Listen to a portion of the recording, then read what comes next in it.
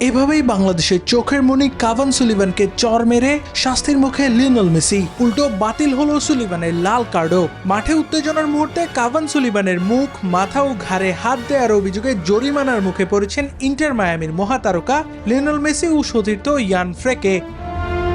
Philadelphia ইউনিয়নের বিপক্ষে 2-2 গোলের ম্যাচের যোগ করার সময়ের শেষ দিকে ছড়িয়ে পড়ে উত্তেজনা।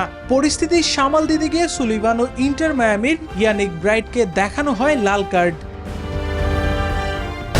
Breaking news! Angela এখন সার্কল। তবে নাটক জমে ওঠে এরপরই। সুলিভানের লাল কার্ড নিয়ে আপিল করে বসে ফিলাডেলফিয়া ইউনিয়ন, আর তাতেই বদলে গেল সবকিছু। রিভিউ প্যানেলের সর্বসম্মত সিদ্ধান্তে বাতিল করা হলো তার লাল কার্ড। সঙ্গে বাতিল হয়েছে 1 ম্যাচের নিষেধাজ্ঞা ও জরিমানা। অর্থাৎ লাল কার্ড দেখেও কোনো ম্যাচ মিস করতে হচ্ছে না কুইন সুলিভানকে।